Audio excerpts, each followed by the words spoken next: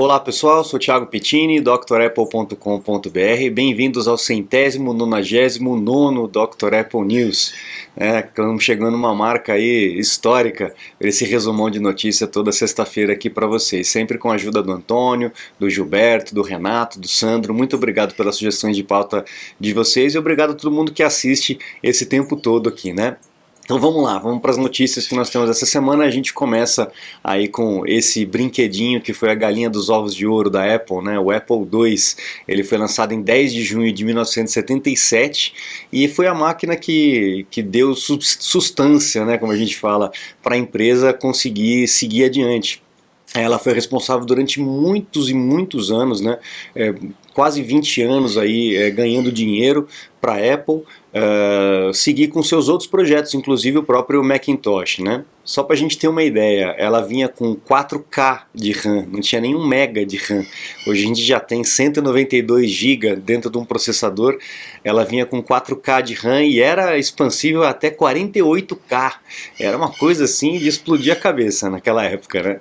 E o preço, para vocês terem uma ideia dessa máquina, $1.298, né? É o que é a máquina, um MacBook Pro hoje em dia, na verdade, né? Então a média de preço da Apple acabou sempre se mantendo a mesma de acordo com o tipo de máquina, né?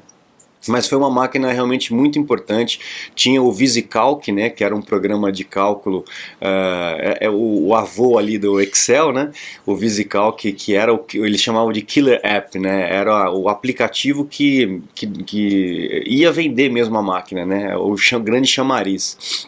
Enfim, essa máquina a gente realmente tem que agradecer muito ao Steve Wozniak, o trabalho todo dele ali, né, e ao Steve Jobs por bolar toda essa questão do invólucro, o teclado junto, né, contratar a agência para poder fazer esse design de produto, enfim, realmente foi um negócio que naquela época não existia nada parecido. A Apple estava saindo daqueles kits montáveis, né, com aquela caixa de madeira horrorosa, mas ali já foi algo disruptivo e aí começou a tratar o produto como algo mais, um produto mesmo de verdade, né, e foi aí que alavancou a empresa.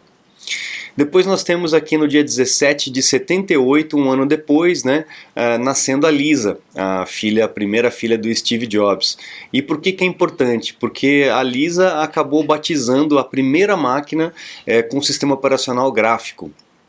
Tem muita gente que fala que é o Macintosh, né, lançamento em 84, mas na verdade não. Na verdade, olha, o computador Lisa, chamado Lisa, que o Steve Jobs negou durante muitos anos que tinha referência à filha, né, ele achava que era um acrônimo e tal, ele falava, né, que era um acrônimo, e não queria dar o braço a torcer, mas essa primeira máquina foi a que usou um sistema operacional gráfico que depois foi ajustado, foi melhorado, aperfeiçoado para o Macintosh, e o Macintosh acabou levando aí o crédito em cima disso, mas essa máquina chamada Lisa realmente foi muito importante. Não sei se tem foto dela aqui, não tem foto dela aqui, mas foi uma máquina muito importante graças a essa menina aí, a primeira filha do Steve Jobs, fruto de uma coisa uma situação, um relacionamento muito conturbado, né? Bom, John Sculley, dia 18 de 93, viajamos aí 20 anos para frente, né? 18 de junho de 93, o John Sculley, ele se afasta da Apple como CEO. Ele ficou aí um bom tempo, 10 anos, né, rodando a Apple como CEO, e acabou, depois de 10 anos, viu que não estava dando mais certo e acabou saindo fora, né? Deu espaço aí para mais 2 CEOs e depois a volta do Steve Jobs em 97. Você está desperdiçando seu iPhone, iPad, Mac? Ganhe tempo e produtividade com nossos cursos. Você vai aproveitar melhor seu Apple. Matricule-se em drapple.com.br. 19 de junho de 95, o Power Mac, o Power Macintosh 9500. Essa máquina me dá muitas lembranças, né? Não foi a primeira máquina que eu trabalhei, mas foi a primeira máquina que eu trabalhei muito, né? A primeira realmente foi um iMac em 98, coloridinho e tal, mas eu não trabalhei muito tempo com ela, eu trabalhei bem pouco com ela.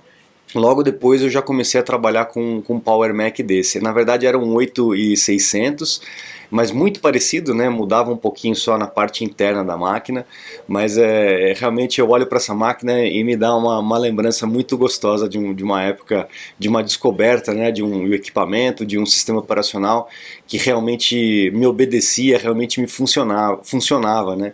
E foi por isso que eu acabei abandonando o Windows naquela época. Era um sistema que você tinha que checar se ele tinha feito, né? Eu não sei se vocês lembram, mas era assim, você mandava salvar na pasta e você tinha que abrir a pasta para poder ver se estava lá. Tem muita gente ainda hoje que faz isso, né? Mesmo no Mac, trazendo essa desconfiança, né, para o Mac também. E aí no Mac eu percebi que realmente não precisava, a máquina me obedecia, né, eu realmente estava no comando. Então ali começou esse caso de amor aí com, com essa empresa, com esses equipamentos. Um pouquinho mais para frente, 16 de junho de 2010, a gente tem o iPhone 4, né, sendo lançado pelo Steve Jobs. Aí ele já estava ficando já doente, né? E o iPhone 4 ele foi o primeiro que teve uma grande mudança ali no seu design, né, com o visual quadradinho, que é o que mantém até hoje.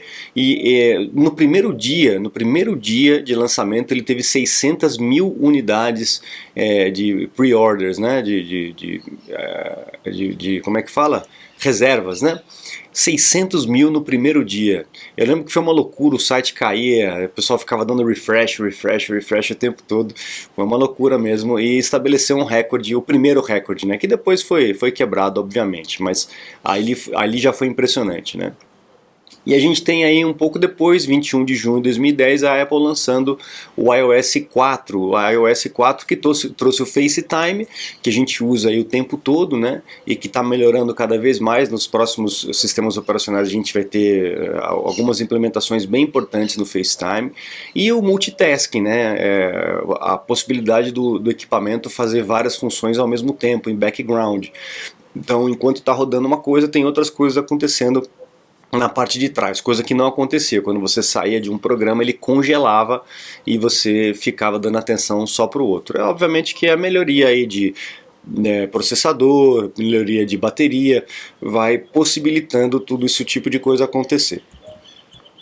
Bom, agora vamos para as notícias seculares. Tivemos atualizações novamente essa semana, atualizações do iOS 16.5.1, o iPadOS também 16.5.1, WatchOS 9.5.2 e o macOS 13.4.1. Façam seus backups, façam suas atualizações. A Apple está corrigindo aí erros, fechando buracos aí de segurança. Então é importante que você faça sempre essas atualizações. Não esqueça do backup antes para não ter problema. Bom, aí nós temos a União Europeia botando as suas manguinhas de fora, né? Como eu falei, abriu o precedente, né? A Apple não conseguiu com o seu lobby evitar a proibição de qualquer outro tipo de porta, a não ser a porta USB tipo C nos aparelhos telefônicos. Então a Apple está sendo forçada a trocar o seu equipamento. Você pode pensar que é bom, que a USB tipo C é melhor do que a Lightning, tudo bem, mas e se a Apple inventar uma conexão melhor, ou se a Apple resolver tirar as conexões, fazer só por indução, não vai poder vender lá. E agora, como a União Europeia já conseguiu estabelecer esse patamar, já ganhou uma jarda, vai tentar ganhar mais uma jarda, que agora é obrigar todos os telefones a ter a bateria removível. Ah, é legal, bateria removível é ótimo, tudo bem que é ótimo, mas você está engessando uma empresa, né? Isso que eu acho que é perigoso. Daqui a pouco ela vai dizer para você que você não pode ter uma câmera, ou que você só pode ter uma tela preto e branco, ou que... Você entendeu o que pode acontecer? Então eles vão ganhando terreno, devagarinho, e enfim, até onde isso vai parar, né? Realmente muito perigoso. Daqui a pouco a gente vai ter uma empresa fazendo um dispositivo que foi desenhado pelos políticos, né? Complicado isso. Foi lançado o Apple Vision Pro, ou Pro, né? E já tem uma patente, uma marca, né? A marca registrada Vision Pro, registrada pela Huawei. Então já está nessa briga aí jurídica com relação ao nome. É sempre assim, não adianta. Eu acho que a Apple já deveria saber disso, já, né, tratando dessa situação, já antes até do lançamento, mas vai dar uma briga boa aí, porque não é uma Gradiente, né? É uma empresa realmente bem grande, então vamos ver aí essa disputa dentro do sistema judiciário aí, né? Enfim, é sempre uma interrogação. Agora temos uma informação importante, a Intel entregando, né, conseguindo produzir o seu primeiro processador quântico, né? Não é, obviamente, esse aí, não é desse tamanho, né? É algo diferente do que a gente está acostumado, mas se a Intel conseguir realmente desenvolver um processador quântico num preço razoável, né, compatível, e num tamanho compatível com o que nós temos hoje, realmente aí ela dá a virada na mesa. Né? Lembra que eu tenho falado para vocês que a Apple não partiu para o ARM, né, essa arquitetura que possibilita o Apple Silicon, por exemplo, ser tão potente, não gastar energia, não esquentar, e a Apple estava perdendo o bonde aí do desenvolvimento e acabar virando uma Nokia da vida. Aqui é uma chance para ela realmente virar a mesa, né?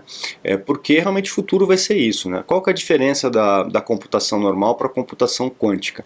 Na computação normal a gente tem os bits and bytes, né? A gente tem o 0 e 1, e o processador ele consegue trabalhar com um de cada vez, ou ele trabalha com 0 ou ele trabalha com 1, então ele vai um de cada vez. Obviamente que hoje é tudo tão rápido que a gente não percebe essa lentidão, mas se você for acelerar o processo você vai perceber que é lento. A diferença é que no computador quântico o mesmo byte, ou o mesmo bit, ele pode ser tanto 0 quanto 1, ele se sobrepõe. Então isso multiplica de forma quântica, né? Por isso o nome, a velocidade do desempenho. Quer ver? Vamos dar um exemplo mais específico. Quando você faz uma busca aí no seu computador, você digita ali Dr. Apple no seu Spotlight. O computador ele vai arquivo por arquivo, um de cada vez, procurando essa informação, procurando Dr. Apple no nome, no trechinho, no histórico, ele vai um de cada vez. Só que ele é bem rápido, né? O computador é bem rápido, então a gente não percebe tanta diferença. A diferença desse processador que nós temos hoje com o processador quântico é que na hora que você escrever o Dr. Apple e apertar o Enter, ao invés dele procurar em um de cada vez, um por vez, ele vai procurar em todos de uma vez só e já vai trazer o resultado para você. Então você imagina o ganho de performance, o ganho de velocidade. Com certeza o futuro passa por aqui. Só falta realmente ter tecnologia para conseguir colocar isso num fone de ouvido, né, num relógio, enfim, vamos ver como é que isso vai se desenvolver. Mas a gente realmente vai ouvir ainda muito falar a respeito disso.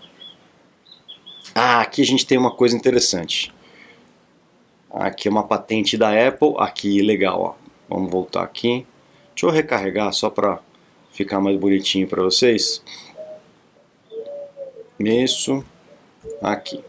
A Apple ganhou uma patente de um material diferente, aí, um material espacial, né, com relação à parte de trás dos iPhones.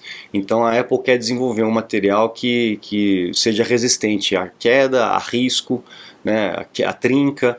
Então seria uma mistura aí de metal, vidro, cerâmica, algumas camadas, ainda não está muito claro exatamente como que vai ser. Mas esse é um bom caminho para a Apple não quer mais que você use capinha, né? E realmente é uma judiação, a gente, assim, é um design tão bonito e a gente sempre acaba cobrindo com uma capinha. Porque quem é louco de usar sem capinha, né? Primeira vez que você botar na mesa o negócio vai arriscar, né? Não tem jeito. E como os preços, principalmente aqui no Brasil, são pornográficos, eu diria até, né? Então não tem condição de você ficar usando sem capinha. Então a Apple trabalhando um pouco isso também, não pensando só na beleza, mas pensando também na durabilidade, né? na resistência do material, é uma boa também, uma informação importante. Aqui é um artigo escrito por essa Anna Schmidt, a respeito de uma entrevista com uma especialista em segurança lá na Alemanha, chamada, deixa eu ver se eu acho o nome dela aqui, Anna alguma coisa também, Anna-Lena Fehlhaber, acho que é assim que fala sobre o nome dela. Gilberto, se eu estiver errado, você me corrige, por favor. Ela comentando a respeito da segurança, né, dessa preocupação que nós temos hoje com segurança, e olhando para a vida que nós temos hoje em dia, a quantidade de equipamentos que nós temos conectados à internet, ela fala que no mundo inteiro, 1 em cada 3 pessoas no mundo têm algum equipamento que tem algum tipo de malware, que tem alguma falha de segurança, né? A gente tem hoje máquina de lavar conectada, a gente tem porteiro eletrônico com vídeo, a gente tem, enfim, né, um monte de coisa, a gente tem regulador de temperatura, a gente tem, né, uma quantidade imensa, geladeiras, que são equipamentos que são smart, né, televisões que são ligadas à internet, tem um processador, tem um sistema operacional e tal, e essas empresas elas não se importam tanto com segurança, né? Ah, quem que vai invadir uma máquina de lavar? Quem que vai invadir um micro-ondas? Quem que vai invadir um porteiro eletrônico? Aí já começa a ficar interessante, né? Você tem o controle de abrir e fechar a porta, de abrir o vídeo, fechar o vídeo. Então ela fala a respeito disso e fala a respeito dos aplicativos que ficam em segundo plano, coletando informações, WhatsApp, etc., né? TikTok e tudo mais, que a gente sempre fala por aqui. Então vamos ficar atento com essas situações, pessoal, para a gente ter certeza, ou pelo menos achar que tem certeza daquilo que a gente está compartilhando, né? Dá uma olhadinha na parte de segurança aí do seu iPhone, eu tenho já vídeos que falam sobre isso, para a gente não ter a nossa privacidade devassada, não ser pego de calça curta. Legal?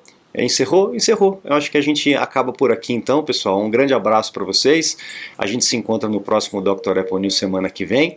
Não se esqueça de acessar o site drapple.com.br, conheça os cursos lá que a gente tem para se matricular e fazer as aulas devagarinho. E também o meu contato, caso vocês precisem aí de algum suporte, consulta, uma aula VIP, tirar uma dúvida, é só agendar um horário que a gente bate um papo, resolve a tua situação aí, ok? Muito obrigado, um grande abraço e até a próxima. Tchau, tchau.